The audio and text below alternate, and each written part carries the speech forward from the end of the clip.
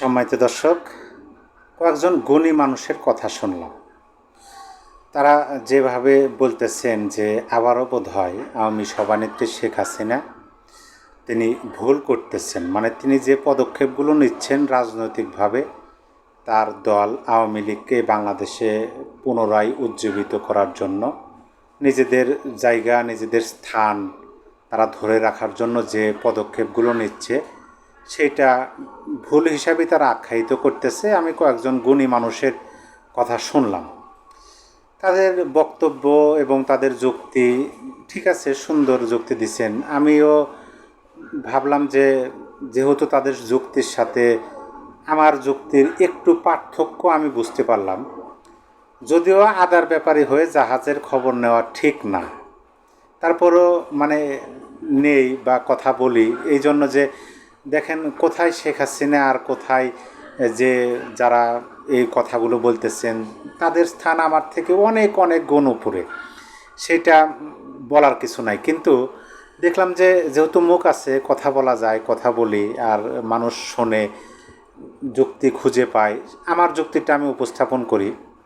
তাদের বক্তব্যের মাঝে তারা যে বিষয়টি বলতে চাচ্ছেন যে আওয়ামী সভানেত্রী 2024 সালের 5ই আগস্টের পরে তিনি যে ভারতে অবস্থান করতেছেন সেখান থেকে বাংলাদেশের বিভিন্ন জায়গায় বিভিন্ন সময় বিভিন্ন নেতাদের সাথে যারা বর্তমানেও বাংলাদেশে অবস্থান করতেছেন কথা বলেন, যোগাযোগ করেন বিভিন্ন ওয়েতে, যেমন আপনার হোয়াটসঅ্যাপ আছে, ইমো আছে, টুইটার, মানে বিভিন্ন যায় বিভিন্ন মাধ্যমে তারা বলতেছেন যে এই যে একটা সিস্টেম, একটা কী বলে যে আপনি যে কোনো যোগাযোগ মাধ্যম, সামাজিক যোগাযোগ মাধ্যমে যোগাযোগ করুন না কেন, সেই বিষয়গুলো মাত্র কয়েক মিনিটের মধ্যেই বাংলাদেশ সরকার বা রাষ্ট্রীয় যে সিস্টেম আছে সেই সিস্টেমের মাঝে সব তথ্য তারা পেতে পারেন। এবং কোথায় কথা, কার সাথে কথা বলতেছে, কে কোথায় কথা বলতেছে, মানে জায়গাটাও তারা কয়েক মিনিটের মধ্যে নিরূপণ করতে পারেন যে এই জায়গা থেকে অমকের সাথে কথা বলতেছে। সেহেতু শেখ হাসিনা যেহেতু বিভিন্ন নেতাদের সাথে বিভিন্ন সময় কথা বলেন, সেই কথা বলার ইয়াতেই মানে জায়গাগুলো ট্যাগ করে ইতিমধ্যেই বাংলাদেশে আওয়ামী লীগের বিভিন্ন গুরুত্বপূর্ণ নেতা, যে নেতারা প্রকৃতপক্ষে আওয়ামী লীগকে মানে তারা ছাড়বে না, কোনোভাবেই ছাড়বে না আওয়ামী লীগকে, তারা আমরণ যে একটা কথা আছে যে আজীবন আওয়ামী লীগের হয়ে কাজ করবে, এরকম কিছু নেতা অলরেডি গ্রেপ্তার হয়েছেন। সেই প্রসঙ্গগুলো নিয়ে তারা কথা বলছেন যে এইভাবে মানে কি বলে যে যারা হাতিয়ার, যারা কাজ করবে, যারা আওয়ামী লীগকে ফিরে আনার জন্য বিভিন্নভাবে কাজ করতে পারবেন তাদেরকে এরকম একটা ঝুঁকির মধ্যে ফেলে দেওয়া, তাদের সাথে যোগাযোগ করা, এইভাবে না করে যদি একটা প্ল্যানের মাধ্যমে করা হয়, শেখ হাসিনা যদি 20 থেকে 25 বছরের একটা প্ল্যান করেন যে 25 বছরের মধ্যে এইভাবে তারা কাজ করবে, হ্যাঁ তাদের প্ল্যান যদি 1 বছরের মধ্যে সফল হয় বেশ ভালো কথা, 2 বছর 5 বছর, মানে এইভাবে একটা 20 বছরের দীর্ঘ একটা পরিকল্পনা নেবে, এর মধ্যে অবশ্যই তারা সফল হবে। এত ক্ষয়ক্ষতির পরিমাণ এতে কম হওয়ার সম্ভাবনা থাকে। অন্যান্য রাজনৈতিক যেমন জামাতে ইসলামের সাথে তুলনা করতেছেন যে জামাতে ইসলাম গত 16 বছর যেভাবে কাজ করছে, এখন তো তারা ভালো অবস্থানে আছে, ভালো পজিশনে আছে, তারপরও জামাতে ইসলামের যে মূল কাজ করার যে নেতা, যারা পেছন থেকে সব কিছু নির্দেশনা দেন, যারা সামনের সারিতে আসেন না, নিজেদেরকে পরিবেশন করেন না, তারা ব্যাপকভাবে কাজ করছে জামাত ইসলামের জন্য, যার কারণে জামাত ইসলাম সফল। এবং 5ই আগস্টের পরে সেই মানুষগুলো এখন পর্যন্ত সামনে আসে নাই, শুধুমাত্র যারা রাজনীতিবিদ, জামাতের নাম করা কর্মী নেতা, তারাই সামনে আসছেন, কিন্তু পেছন থেকে কাজ করার মানুষগুলো এখনও তারা আড়ালে থেকে গেছেন, তারা আড়ালে থেকে জামাতকে আরও উচ্চ স্তরে নিয়ে যাওয়ার জন্য কাজ করতেছেন। সেইভাবে কাজ করার জন্য তারা পরামর্শ দিতেছেন এবং বলতেছেন যে শেখ হাসিনা এই কাজগুলো করতেছে অবশ্যই ভুলই করতেছেন, এরকমভাবে তারা বলতেছেন। আমি আপনাদেরকে একটা সংবাদ শোনাই। একজন গুণী মানুষ তিনি বলছিলেন যে হাসিনা মুক্তিযুদ্ধের চেতনাকে এমনভাবে ব্যবহার করেছেন যেন তার পারিবারিক সম্পত্তি। আমি এই কথাটার সাথে শতভাগ নিশ্চিত। আমি এই নিউজটা আপনাদেরকে এই জন্য এই ভিডিওর মধ্যে বলতেছি যে গুণী মানুষগুলোর বক্তব্যের কথা আমি বলতেছি, সেটারই ধারাবাহিকতা, সেটারই লাইন চেন চেন মানে খুঁজে পাওয়া যাবে। এটা সত্য কথা যে আওয়ামী লীগ, অবশ্যই আওয়ামী লীগ বলতে শেখ হাসিনা দীর্ঘ 15 বছর 7 মাস প্রায় 16 বছর রাষ্ট্র ক্ষমতায় থেকেছেন। তিনি যেভাবে মুক্তিযুদ্ধ চেতনাকে এরা বলতেছেন ব্যবহার করতেছেন, আচ্ছা ঠিক আছে ব্যবহার করছেন, কিন্তু এখন বাস্তবতার দিকে যদি আপনি একটু তাকান, বর্তমান পরিস্থিতি দিকে তাকালে আমরা এটা কিন্তু ভালোভাবেই বুঝতে পারি যে আওয়ামী লীগবিহীন বাংলাদেশে মুক্তিযুদ্ধ নিরাপদ নয়, মুক্তিযোদ্ধারা নিরাপদ নয়, এমনকি মুক্তিযুদ্ধের মাধ্যমে যে একটা সংবিধান আছে সেই সংবিধানও নিরাপদ নয়। এখন অনেকে সংবিধান বিরোধী কথা বলতেছেন, কারো কিছু হইতেছে না। এই নিউজটা আমি এই জন্য শোনালাম যে দেখেন আওয়ামী লীগ হচ্ছে মুক্তিযুদ্ধের পক্ষের শক্তি, মুক্তিযুদ্ধের পক্ষের দল। আরও দল আছে যারা মুক্তিযুদ্ধের পক্ষে, তারা বলেন যে তারাও মুক্তিযুদ্ধের পক্ষের শক্তি, তাদের যে মূল নেতা তিনি মুক্তিযুদ্ধের একজন বড় মাপের নেতা ছিলেন, এরকম বলে। কিন্তু মুক্তিযোদ্ধাদের মুক্তিযুদ্ধ এবং সংবিধানকে প্রশ্নবিদ্ধ করা এবং এগুলোকে নিশ্চিহ্ন করে দেওয়ার যে আমরা ম্যাটিকুলাস প্ল্যান দেখলাম 5 আগস্টে পরে, আওয়ামী লীগ যদি বাংলাদেশের মাটিতে থাকতো সক্রিয়ভাবে তাদের মতো সামনের সারিতে এবং ভালো অবস্থানে যদি থাকতো, তাহলে আমার মনে হয় যে এই বিষয়গুলো কোনোভাবেই তারা পারতো না। এবং আওয়ামী লীগ তীব্রভাবে দলীয়ভাবে কিন্তু এটা প্রতিবাদ পর্যায়ে প্রতিরোধও করতো। আমরা প্রতিরোধ তো দূরের কথা, প্রতিবাদই দেখছি না। এরকম পরিবেশের মাঝে যে দেশটা স্বাধীন হয়েছে, স্বাধীনতার ঝুঁকির মধ্যে যে দেশটা যেভাবে স্বাধীন হলো মুক্তিযুদ্ধ, সেই মুক্তিযুদ্ধ ঝুঁকির মধ্যে মুক্তিযোদ্ধারা, বীর সন্তান, জাতির শ্রেষ্ঠ সন্তানরা, তারাও ঝুঁকির মধ্যে জীবনযাপন করতেছে। সাধারণ মানুষের কথা নাই বললাম। আর আওয়ামী লীগের নেতাকর্মীদের তো এমন একটা পরিস্থিতির মধ্যে পড়তে হয়েছে 5 আগস্টে পরে যে মনে হইতেছে যে তারা এই দেশের মানুষই না, তারা রোহিঙ্গা। তারা আসছিলেন, এই দেশে শাসন করছেন, অথচ আপনি যদি দীর্ঘকাল ধরে দেখবেন যে জন্ম থেকে জন্মান্তরে এই দেশেরই মানুষ। যেমন আমি আমার কথা বলি, আমার জন্ম থেকে জন্মান্তরে এই দেশের মানুষ। এই দেশের কি, আমি যেখানে বসবাস করি, আমার যে জন্মভূমি, সেটা আমার তার দাদা পর্যন্ত এই এলাকাতে তার জন্ম। অবশ্যই তাহলে আমি এখানকার স্থানীয় এবং আমি বাংলাদেশি। তারপরও এরকমই আওয়ামী লীগের নেতাকর্মীরা এরকমই, তারা প্রকৃত বাংলাদেশি, কিন্তু শুধুমাত্র আওয়ামী লীগ করেন, আওয়ামী লীগকে পছন্দ করেন, এমনকি আওয়ামী লীগের সমর্থকরাও তো অনিরাপদ। এরকম অবস্থানে থেকে যদি 25 বছরের একটা ডিজাইন করা হয়, 25 বছরে যদি একটা প্ল্যান করা হয়, তাহলে তো আমার মনে হয় যে দল ভালো পজিশনে আসার আগেই নিশ্চিহ্ন হয়ে যাবে। দেখেন সরকারের পক্ষ থেকে কিন্তু দলের সকল কর্মকাণ্ড নিষিদ্ধ ঘোষণা করা হয়েছে। এই নিষিদ্ধের পরিপ্রেক্ষিতে নির্বাচন কমিশন বলছে যে নিবন্ধন স্থগিত, যেহেতু কার্যক্রম নিষিদ্ধ তাহলে নিবন্ধন স্থগিত। আওয়ামী লীগের যে মার্কা প্রতীক নৌকা, সেই নৌকা কিন্তু এখন এই যে নির্বাচন যে হবে আগামীতে, এই নির্বাচনের যে মার্কার যে লিস্ট, প্রতীকের লিস্ট, সেখানে আওয়ামী লীগের প্রতীক আছে, নৌকা আছে, কিন্তু স্থগিত আকারে। এরকম একটা পরিস্থিতির মধ্যে যদি কোনো রাজনৈতিক দল তারা মনে করে যে আমার 25 বছর অপেক্ষা করতে হবে, আমাকে 25 বছরের ডিজাইন করতে হবে, প্ল্যান করতে হবে, সেই প্ল্যান মাফিক আমাকে এগোতে হবে, তাহলে আমি মনে করি যে সেটা হবে হচ্ছে আত্মঘাতী। কারণ এখন দেখেন আপনি ব্যর্থ হয়েছেন, এটা আপনাকে মানতে হবে যে 1 নম্বরে আপনি ব্যর্থ হওয়ার পরিপ্রেক্ষিতে আপনি যদি ওইটাই ধরে নেন যে আমি তো ব্যর্থ, যখন সৃষ্টিকর্তা প্রকৃতিগতভাবে, যখন প্রকৃতির কথা আসে তখন এই সৃষ্টিকর্তা যখন সুদিন দেবেন, এমন একটা সময়, এমন একটা পরিস্থিতি আমাদেরকে গড়ে দেবেন, তখন আমরা সবাই একযোগে কাজ করব, এই অপেক্ষায় যদি বসে থাকা যায় তাহলে কিন্তু সেটাও অনিশ্চিত। কিন্তু আপনি ব্যর্থ হয়েছেন, চেষ্টা করতেছেন, আপনি ব্যর্থতাকে কাটিয়ে ওঠার জন্য আপনি ব্যাপকভাবে চেষ্টা করতেছেন, এমনকি আপনার চেষ্টায় 1 বছরে দেখা যাচ্ছে যে আপনি অন্যান্য রাজনৈতিক দলের চেয়ে কয়েক বছর এগিয়ে আছেন। যেমন ধরেন 2024 সালের 5 আগস্ট আওয়ামী লীগ সরকারের পতন হয় নাই, অন্য যে কোনো একটা সরকারের পতন হয়েছে, অন্য যে কোনো একটা দলের এরকম পরিস্থিতির মধ্যে পড়ে গেছে।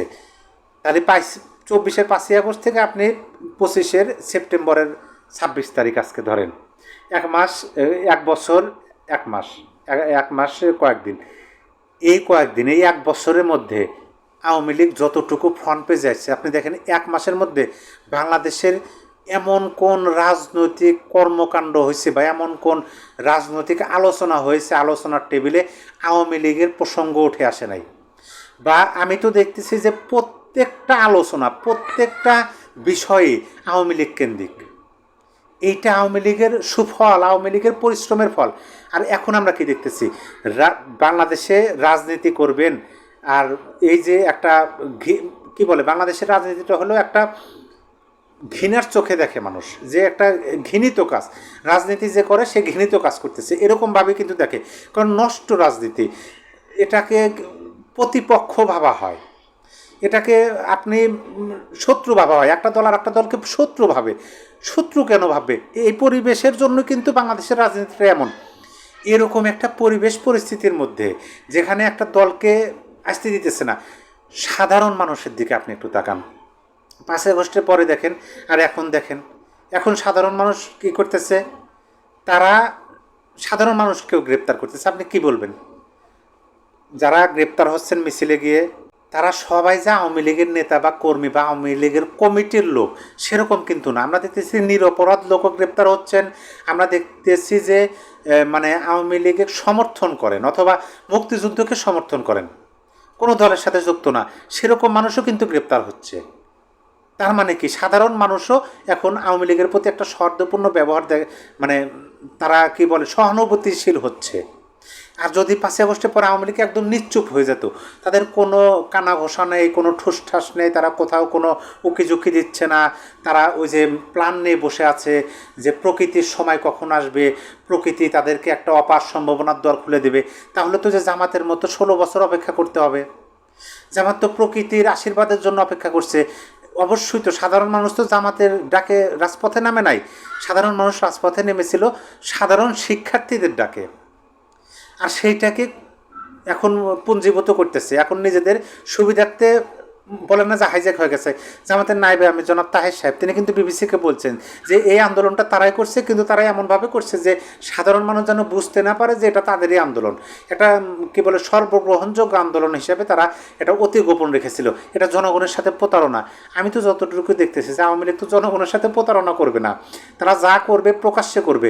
জেল জুলুম জরিপানা আমার মনে হয় যে আওয়ামী লীগ ভয় করে না। আওয়ামী লীগ যদি এটা ভয় করতো তাহলে ওই যে 25 বছরের একটা প্ল্যান করতো। এখন দেখেন মুক্তিযুদ্ধ, যে আমি যে জনাব বদরুদ্দিন তার যে একটা বক্তব্য আপনাদেরকে শোনালাম, তিনি যে বলছিলেন যে হাসিনা মুক্তিযুদ্ধের চেতনাকে এমনভাবে ব্যবহার করেছে যেন তার পারিবারিক সম্পত্তি। জনাব বদরুদ্দিন ওমর তিনি বলছেন পারিবারিক সম্পত্তি বলতে তো এখানে না, এখানে হচ্ছে যে মুক্তিযুদ্ধ বলা হইতেছে যে শেখ হাসিনা ব্যবহার করছে, তার পারিবারিক সম্পত্তি বা পারিবারিক শক্তির মতো ব্যবহার করছে।